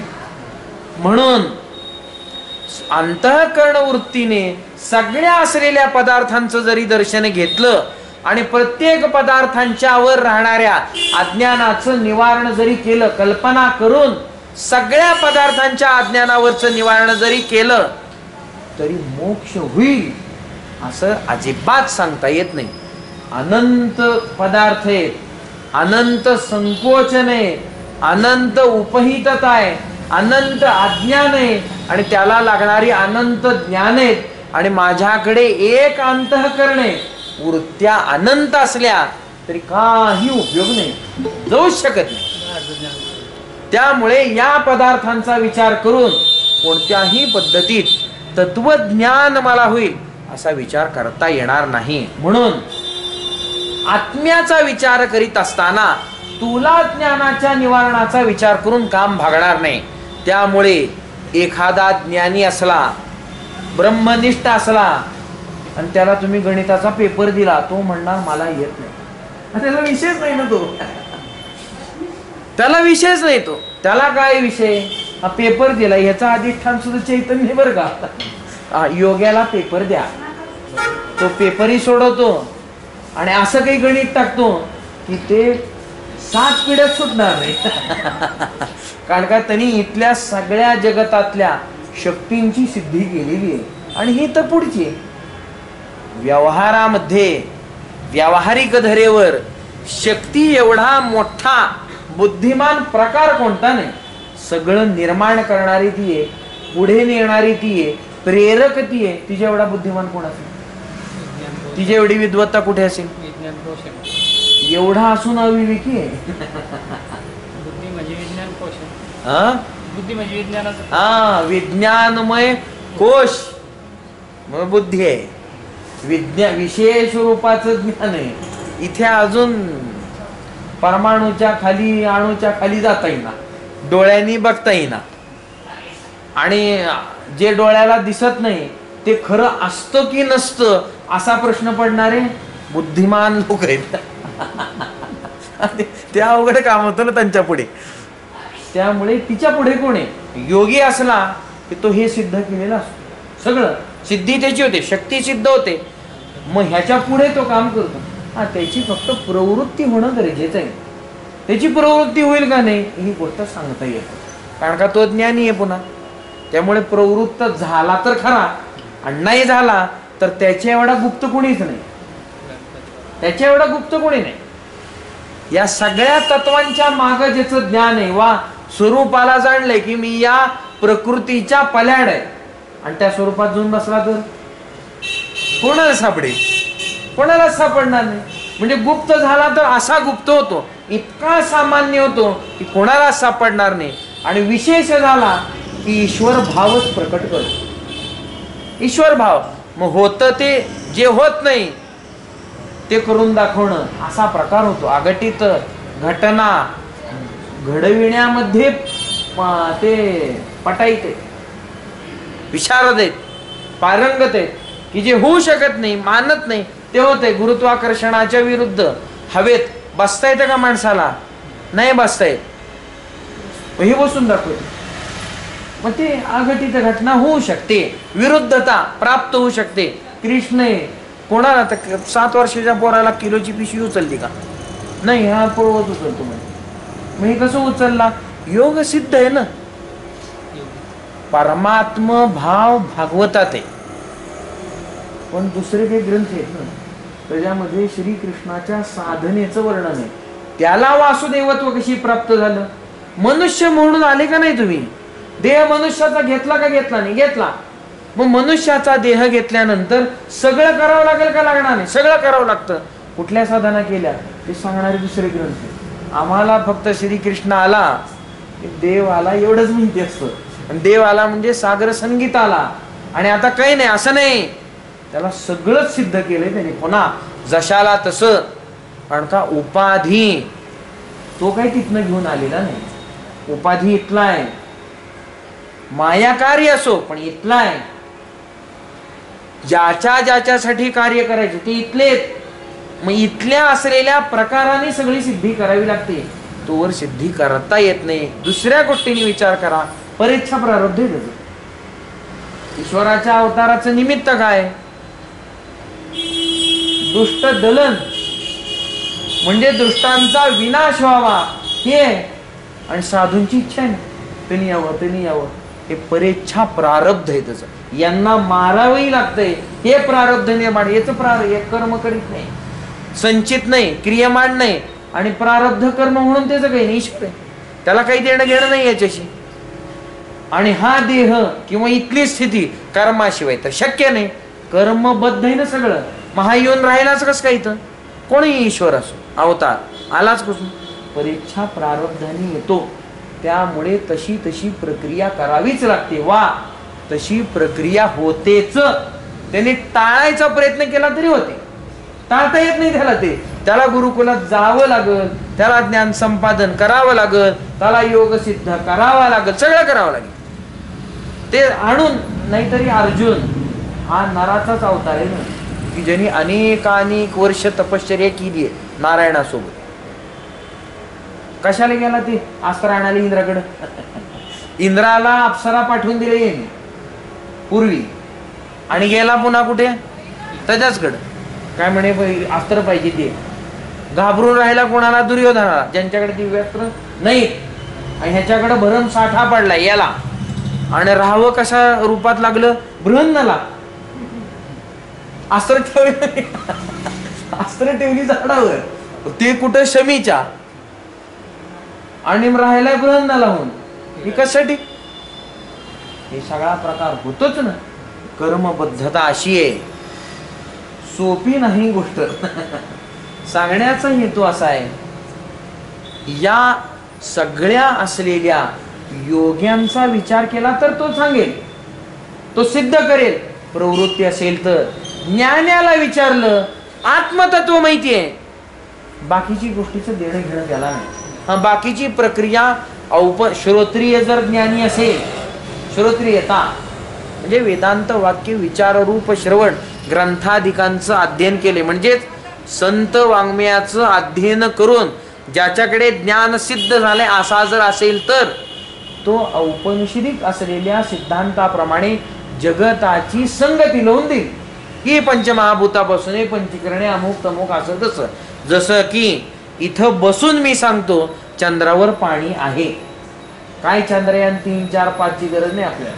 इथं बसून आम्ही सांगतो. कसं काय सांगता? निश्चित लिहून देतो, स्टॅम्प पेपरवर लिहून देतो पाणी आहे. तुम्हाला कधी शोध लागेल? तुम्ही मेल्यावर तुमची पोरं लावतील, नाहीतर पुढच्या 7 पिढ्यात लागेल. चंद्रावर पाणी ही गोष्ट आम्ही सांगतो. कशी काय सांगता? कार्यकारण भावाने सांगतो. पृथ्वी का पृथ्वी नाही? पृथ्वी आहे, कार्य न. मग कार्यरूप असलेली पृथ्वी कारणापासून उत्पन्न झाली. कारण काय? जल आहे. मग कारणाचा प्रवेश आहे का प्रवेश नाही? तिथं प्रवेश आहे, नाही दिसत नाही. हा ती गोष्ट निराळी. दिसलं म्हणजे असतं असा काही प्रकार नाही, असलं म्हणजे असतं. आहे ना तिथं ते. मग शोधा. पाणी आहे का नाही हा विचार करू नका, आहे हा विचार करा आणि शोधा, म्हणजे लागेल. नाहीतर पाण्याच्या शोधात चाललाय विरुद्ध वाटेल, त्यामुळे पाणी सापडणार नाही. औपनिषदिक सिद्धांताचा विचार असा आहे, वेदाचा विचार असा करावा लागेल, म्हणजे या ज्ञानाचा उपयोग करून विज्ञानाची प्रगती झपाट्याने होते. एका जन्मात मोक्ष जर होत असेल तर साधारण असलेल्या गोष्टींची सिद्धी आणि प्राप्ती करायला काय तो वेळ लागणार आहे? वेळ लागणार नाही. पण याच्यावर विश्वास ठेवून जावं लागतं. आणि जे कोणी तत्वज्ञ असतात किंवा असा अभ्यास करणारे असतात, चुकून म्हणायचं नाही त्यांनी, म्हणजे म्हणू नये असं माझं मत आहे. शोध लागला, हा हे आमच्या वेदात सांगून ठेवलेले, तुला कसं काय नाही कळलं? तुला लावायचा होता शोध. नाही, आमच्या वेदात ही गोष्ट सांगून ठेवलेली, त्यांनी ते चोरलेलं आहे. चोरायला बघायला गेलता का ते कधी चोरत होता? बरं चोरलं त्यांनी, त्यावेळी काय करत होता? तुम्हाला कसं काय लक्षात नाही आलं? हा, त्यामुळे म्हणू नका. खरी गोष्ट आहे अव्यक्त रूपात, सूक्ष्म रूपात आहे, पण वाढवले ना त्यांनी, त्यांचा पुरुषार्थ मान्य करा. लाईटीचा शोध, हा अथर्ववेदात लिहिलंय म्हणे सगळं, सेल अथर्ववेदात आहे. मग इतके वर्ष ऋषी मुनी लाकडं का जळत होते, टेंबे का पेटवत होते? करा दिवा तयार. नाही ना झालं नाही, बरोबर आहे, झालं नाही. काय त्यांना देणं घेणं नव्हतं म्हणून झालं नाही? त्यांचं अज्ञान होतं म्हणून झालं नाही असं म्हणता का? अजिबात नाही. मग अपराध झाला. देणं घेणं त्यांच्या खाण्यापिण्याचं त्यांना देणं घेणं नाही. लाईटीन लोकांच्या घरात असले बल्ब लावण्यात अर्थ. बरं फुकट लागलेत का बल्ब?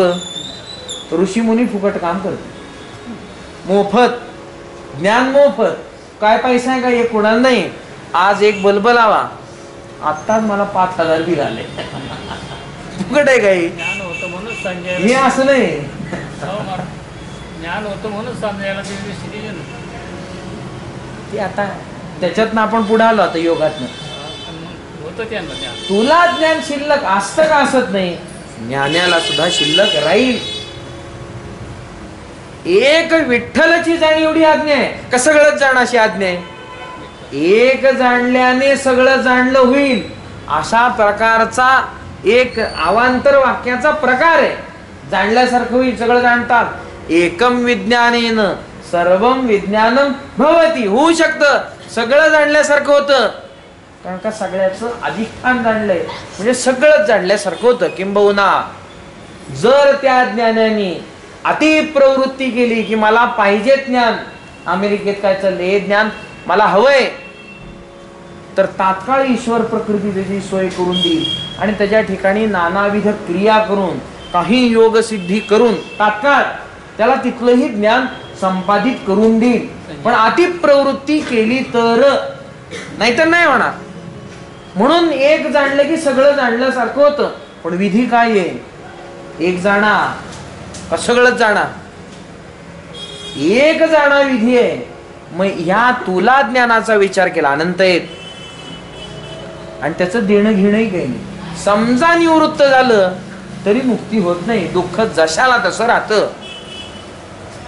मग काय केल्याने दुःख जाईल याचा विचार करीत असताना म्हणतात एका आत्म्याचं अज्ञान आहे आणि ते अज्ञान केवळ ज्ञानाने निवृत्त होईल, बाकी कशाने निवृत्त होणार नाही. अपेक्षा काय आहे याच्यामध्ये सुद्धा, आत्म्याचं ज्ञान सामान्य रूपाने झाल्यावर निवृत्ती होईल काय, नाही होणार.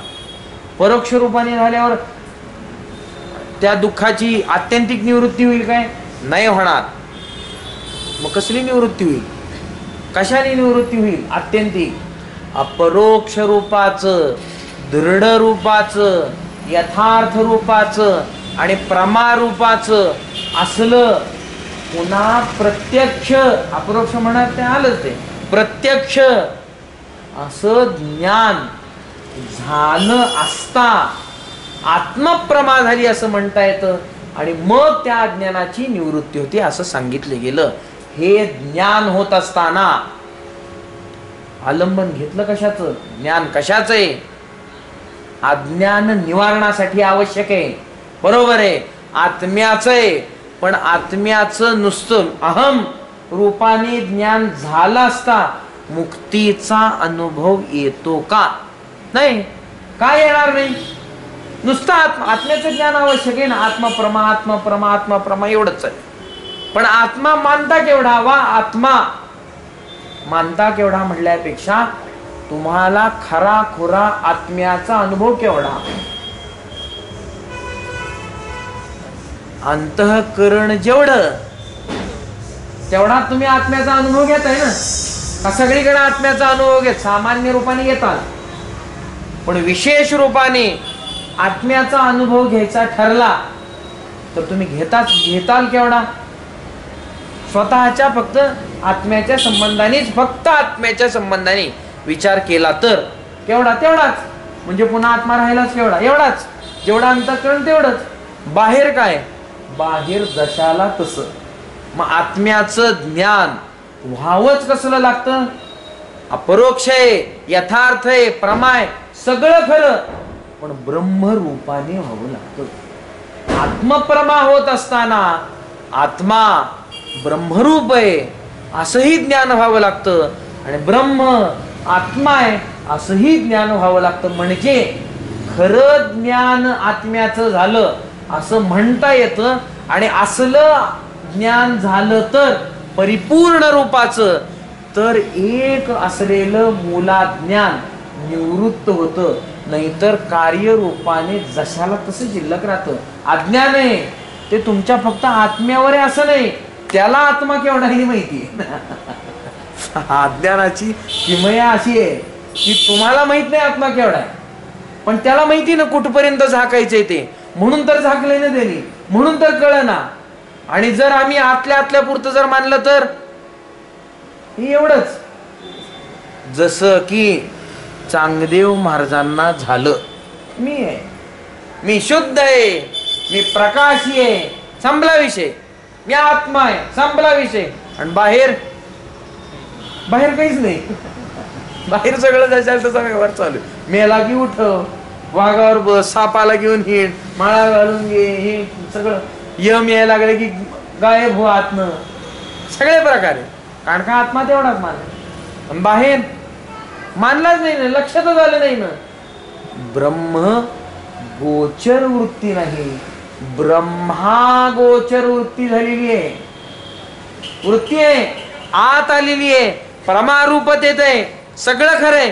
पायऱ्या ओलांडीत ओलांडीत आलेली आहे, पण फसवी वाट पकडली. ब्रह्म गोचर व्हायची, ती ब्रह्मा गोचर झालेली आहे, पण आत्मगोचर झाली. आत्मा आहे, कळलं की शुद्धोहम, कळलं मी शुद्ध आहे. कसलं ज्ञान आहे शुद्धोहम? मी शुद्ध आहे हे ज्ञान कसलं आहे? परोक्ष की अपरोक्ष, प्रत्यक्ष की अप्रत्यक्ष. म्हणायचं कशाला? मी आंघोळ केली, मी स्वच्छ झालो, प्रत्यक्ष की परोक्ष? ज्ञान कसं आहे? प्रत्यक्ष आहे. मग मी शुद्ध आहे, आत्म्याच आहे, माझं ज्ञान, माझं मी प्रत्यक्ष आहे ना. मी अप्रत्यक्ष असं म्हणता येणार नाही कोणाला. मी परोक्ष आहे असं कसं म्हणता येईल? असं म्हणणं म्हणजे अज्ञान सुद्धा एक थोबाडीत मारल, एवढी खालची पायरी गाठली नाही मी सुद्धा.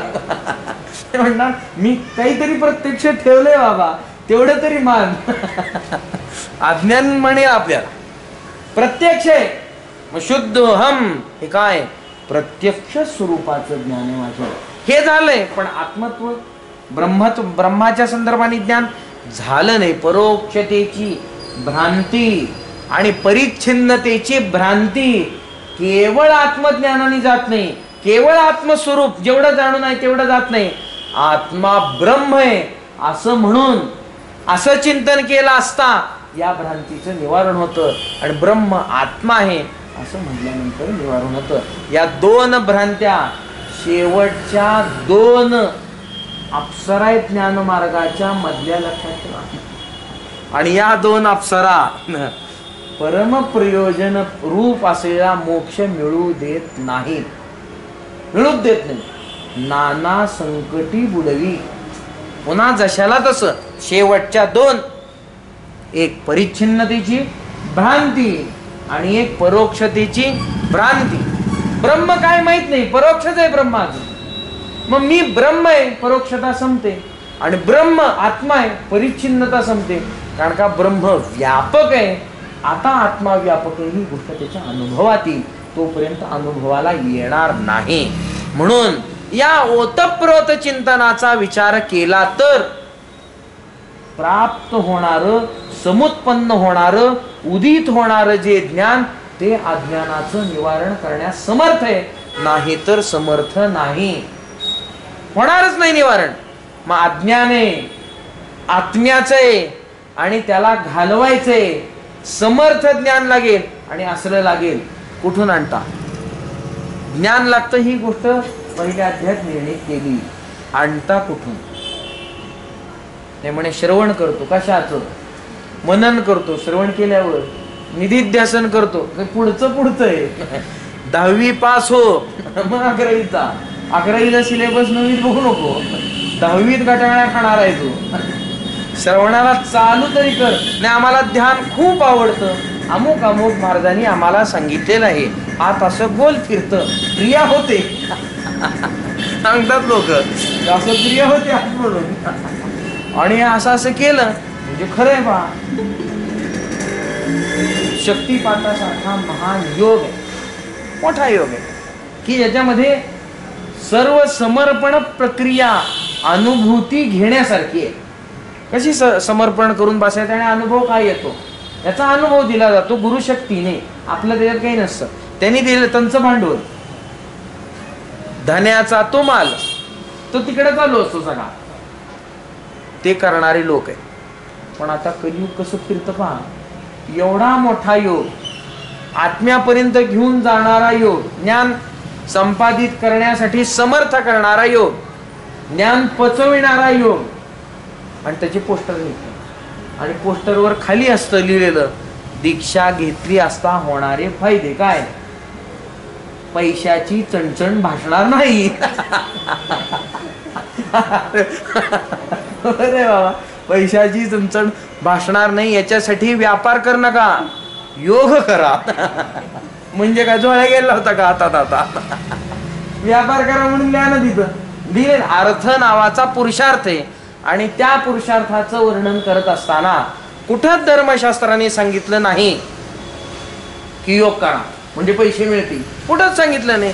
आणि आता पण चालू आहे, शनिवारी महादेवाला जायचं, हे 2च बोट वापरायचे.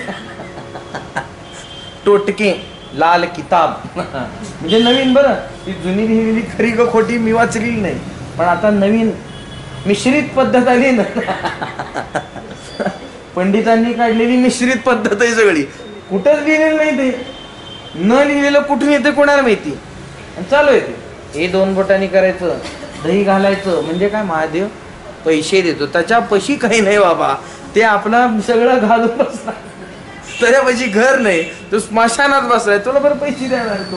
बरं जेवढं होतं पुराण सांगतं सगळं विष्णूला देऊन ठेवले त्यांनी, आता त्याच्यापाशी काही शिल्लक नाही. बर त्याची बायको बघितली तर ती कुठं दागिने घालून बसली, पहा तिची बायको, ती नाही नाही नाही नाही ती वेगळं, तिची बायको हात तोडून लोकांची कपडे विणून बसलेली आहे. वर लोकांच्या मुंड्या कापून असुरांच्या वस्त्र करून बसलेली ती. तिचं स्वरूप काय? कालिका. तिचं स्वरूप असं आहे, पैसे मागायसाठी त्यांना तुम्ही हे करता काय? करू नका. आपण मागे विनोदाचा भाग आहे तेवढाच तो मर्यादित ठेवून तेवढंच त्याचं चिंतन करायचं असतं. नाहीतर म्हणताल शिवशक्तीच्या महिमेवर घालता काय? नाही, पैसे देतील की ते नाही असं नाही, पण तेवढे धोके पहिल्यांदा सांगतील, निर्माणही करतील, त्याच्यातून निवृत्त होण्यासाठीची सगळी स्थिती करतील, आणि होतच नाही म्हणून शेमडातली माशी म्हणून पैसे देतील तुला फेकून, घेऊन जा. असंही होऊ शकतं. ते निघत नाही ना बाहेर, अडकून बसतो तिथं. ते रेडक्या ते असतं ना रेडकू, त्याच्यासारखं समजून देतील की पैसे. पण हे सगळं देऊन आपण मागे एकदा उदाहरण पाहिलं होतं, काल रात्रीचं. विनोदानी सगळे मोठे लोक सांगतात, काल रात्रीची एकाने उपासना केली. कशासाठी उपासना केली? घोडा पाहिजे. देवीची उपासना केली, घोडा पाहिजे. मग घोडा पाहिजे, झाली देवी प्रसन्न झाली, लगेच झाली. कल्पना करा, लगेच झाली. आणि काल रात्रीला त्यांनी मागितलं, देवी घोडा दे. देवी हसलीन म्हणली, माझ्यापाशी घोडा राहिला असता मी का गाढवावर हिंडले असते? तिचं वाहन गाढव आहे. म्हणजे माझ्यापाशी घोडा नाही, गाढवावर मी हिंडते आणि तू मला घोडा मागतो, ज्याच्यापाशी त्याला माग. सांगण्याचा हेतू असा, विनोदाचा भाग आहे. सांगण्याचा हेतू असा आहे की आपण असा विचार करतो, आत्म्याचं असलेलं ज्ञान हे होतच कशाने? ते आणायचं, व्हायला पाहिजेत का नको? जर नाही झालं, कशाने होतंय? ज्ञानाने होतंय मोक्ष, बरोबर आहे. ज्ञान होतंय कशाने? या गोष्टीचा आपल्याला विचार करावा लागतो. प्रत्यक्ष रूपाचं पाहिजेत, यथार्थ पाहिजेत, परमारूप पाहिजेत. आणि कसलं लागतं ते ज्ञान? परोक्ष सामान्य वगैरे नाही, परोक्ष दृढ अशा स्वरूपाचं लागतं आणि ओतप्रोत चिंतनाचं असं लागतं. अशा असलेल्या आत्मप्रमेचा विचार करीत असताना करता काय? श्रवण चालणार नाही, मनन नाही, आम्हाला ध्यान, आपण तिथून आलो. ध्यान नाही, अरे श्रवण केलं तर खरं. निधिध्यासन नाही, चालणार नाही बाबा. पहिल्यांदा श्रवण आहे, ती पायरी सोडून देता येणार नाही. नाही म्हणे आम्ही अत्यंत अधिकारी आहोत, श्रवण न करता आम्ही निधिध्यासनात जाऊ. मातीत जशी श्रवण कर. असे महानुभाव आहेत, आत्ता उपस्थित आहेत, माझ्या संपर्कात आहेत, नवे मी त्यांच्या संपर्कात आहे. कुठून तरी श्रवण व्हावं, त्यांना निधिध्यासनच करायचे. त्यांनी ठरवून ठेवले की हेच आहे म्हणून, आणि मी त्यांना पटवून देतोय, हे तुम्ही मानता ते हे नाही, हे तेच आहे. कळते का? कळत नाही, नाही कळत. मग ऐका ना, मग सांगतो काय ते ऐकावं लागतं. ठरवून काम भागत नाही. श्रवण मग येईलच कुठून? ज्ञान आहे, येईलच कुठून? तर त्याचं उत्तर देत असताना शास्त्राने असं उत्तर दिलं, ज्ञानासाठी म्हणून क्रियेची अपेक्षा नाही, तर ज्ञान करून देणाऱ्या वाक्याची अपेक्षा आहे. मला ज्ञान होईलच कसं? वाक्य लागेल, मला काहीतरी वाक्य लागेल, त्याच्याने ज्ञान होईल का? होणार नाही. पुढचा व्यक्ती हुशार आहे हे मला सांगावं लागेल ना. मला वेळ नाही आहे त्याच्यासोबत अर्धा तास बोलत बसायला. सांगितलं पाहिजे, हा इंजिनियर, हा डॉक्टर आहे, सांगितलं की संपला विषय. ज्ञान कशाने झालं? का ऑपरेशन करताना बघितलं त्याला? नाही. त्याला चिकित्सा करताना बघितलं? नाही. नाही सांगितलं नाही आपतानी, हा डॉक्टर आहे बरं का, संपला विषय. विश्वास बसला का बसला नाही? छुपे रोग सुद्धा काढतात त्याच्या समोर डॉक्टर आहे म्हणला की. घरातला आहे ना, आणि आता एकांतात आहे ना. मग मला पूर्वी असं असं झालं होतं म्हणजे काय? छुपे रोग म्हणजे काय? सगळ्यांना सांगायला लाज वाटते तो रोग, मूळव्याध. तो तिथं सांगितलं तुम्हाला असं असं आहे डॉक्टर. एक कसं आहे, नियम आहे व्यवहारातला, वकील असला आणि डॉक्टर असला लाजायचं नाही म्हणजे कल्याण होतं. तिथं लाजला की गेला. डॉक्टर जावई असलेला विषय संपला. तो औषध त्याच्यावरच करतो बरोबर. लाज आडी होती जिड जिड. हा, त्यामुळे ज्ञान मला वाक्याने झालं का झालं नाही? ज्ञान मला वाक्याने झालं. मग हे ज्ञान होत असताना सुद्धा वाक्यापेक्षा राहील का? राहणार नाही. श्रुतीची अपेक्षा, वाक्य म्हणजे आता श्रुती आहे, प्रमाण, शब्द प्रमाणाचा विचार करा. लागेल का? लागणार नाही. लागेल. कोणता आणता? उत्तर दिलं सुरेश्वराचार्यांनी की ज्या ज्ञानाचा निश्चय केला की ज्ञानाने मोक्ष होतो, ते ज्ञान कशाने होतं ते आता आम्ही सांगतो. आणि त्याच्यासाठी दुसरा अध्याय लिहितो. दुसऱ्या अध्यायाची पार्श्वभूमी आहे की ज्ञान महावाक्याने होईल आणि महावाक्याचं ज्ञान तिथल्या असलेल्या पदांच्या ज्ञानाने होईल, नुसतं होणार नाही. तत्वमसी मी म्हटलं, तत् काय, त्वम काय, अशी काय, आणि यांनी निर्माण होणारं ज्ञान काय हे कळलंच नाही, शक्तिग्रह झालाच नाही, तर तत्वमसी या महान उपकारक असलेल्या महावाक्याचा, सगळ्यात मोठ्या उपदेशाचा वा वेदाचं खरंच सार असलेल्या या वाक्याचं श्रवण करून सुद्धा कपाळ करंट्याप्रमाणे स्वच्छ आपण राहू. वाक्य आलं आणि वाक्य गेलं, ज्ञान झालंच नाही शेवटी. त्यामुळे सुरेश्वराचार्य सांगतात, पहिल्यांदी प्रत्यक्ष रूपाच्या ज्ञानाची अपेक्षा आहे आणि प्रमाणांच्या साह्याने अपेक्षा आहे. प्रमाणांनी ज्ञान होतं हेही सांगतात. संक्षिप्त विचार त्याचा करतात. प्रमाणांनी ज्ञान होतं, पण इथे शब्द प्रमाणाची गरज आहे, कारण प्रत्यक्ष ज्ञानाची अपेक्षा आहे आणि प्रत्यक्ष ज्ञानाची पूर्ती हे होईलच कशाने? तर ते म्हणतात महावाक्याने होईल. म्हणजे कशाने होईल? तत्वमसी या महावाक्याने होईल. अहम ब्रह्मास्मी वगैरे यांचा विचार इथे आहेच आहे, पण एक विचार तत्वमसीचा या ठिकाणी करतात. तत्वमसी या महावाक्याने उत्पन्न होणारं जे, उदित होणारं जे ज्ञान आहे ते त्या अज्ञानाचा विरोधक आहे, अज्ञान घालवून टाकणारे. कसलं ज्ञान होतं? प्रत्यक्ष स्वरूपाचं ज्ञान होतं वा झालं पाहिजेत. कोणाचं झालं पाहिजेत? आत्म्याचं झालं पाहिजेत. म्हणजे कोणाचं? ब्रह्माचं झालं पाहिजेत. म्हणजे नेमकं काय होते? प्रत्यक्ष ज्ञान होतंय खरंय, म्हणजे नेमकं काय होते?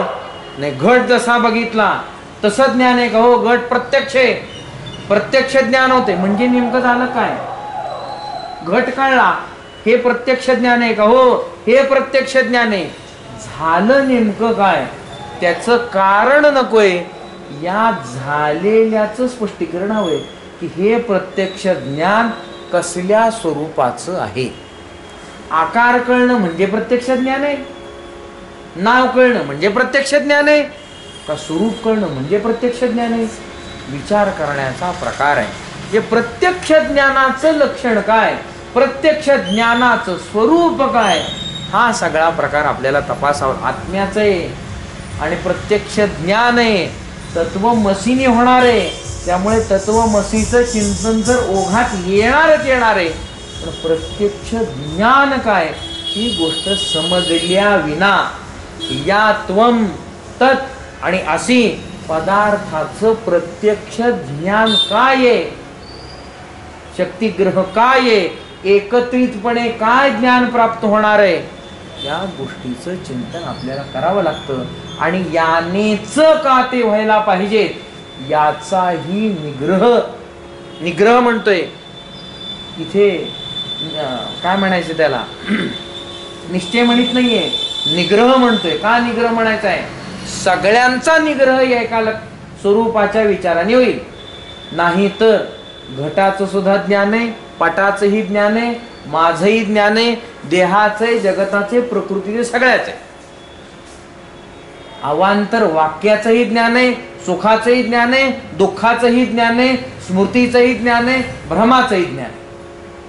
सगळ्यांचा निग्रह करून, सगळ्या इतर वाक्यांचा निग्रह करून दाबून एकटं हे महावाक्य कसं काय पुढे येतं याचा विचार करायचा आहे. त्यामुळे एक प्रत्यक्ष ज्ञानाचा विचार केला असता, स्वरूपाचा विचार केला असता, जीव ब्रह्मैक्य जे ज्ञान ते याच महावाक्याने होतं. आणि या महावाक्ये करून सगळ्या असलेल्या इतर वाक्यांच्या संदर्भाने या ज्ञानाविषयी निग्रह संपन्न होतो. मग तो निग्रह कसा होतो ही गोष्ट आपल्याला तपासायची. वेळेची मर्यादा झालेली आहे. आज आपण इथेच थांबू. बसताना 15 मिनिटच घ्यायची होत्या, कारण का डोकं फार दुखायला लागले. महाराज मेसेज टाकायला आले, आज पाठ होणार नाही, महाराजांची प्रकृती बरी नाही. पण तुमचं सुदैव समजा की त्यांना टाईप करता येत नाही. त्यामुळे मेसेज आज आला नाही, खंड नाही द्यायचा म्हणून बसलो. पण असे एक औषध सगळ्यावर आहे. तर दुखत याच्याने असेल की खूप विचार साठला होता दिसतंय, बाहेर पडला की मोकळं झालं, प्रेशर आलं होतं दिसतंय. आज नवीन अध्याय चालू करायचा होता ना, त्यामुळे प्रेशर खूप होतं वाटतं, ते रिलीज झालं, डोकं दुखायचं बंद झालं. त्यामुळे 15 मिनिट नाही, 15 मिनिट आजारी म्हणून ठरवले होते आणि 1 तास निरोगी म्हणून झाला. त्यामुळे 1 तास 20 मिनिट झाले. वेळेची मर्यादा झाली असल्यामुळे आज आपण इथेच थांबू. बाकीचं चिंतन उद्या. पुंडलिक वरदा हरी विठ्ठल श्री ज्ञानानंद तुकाराम.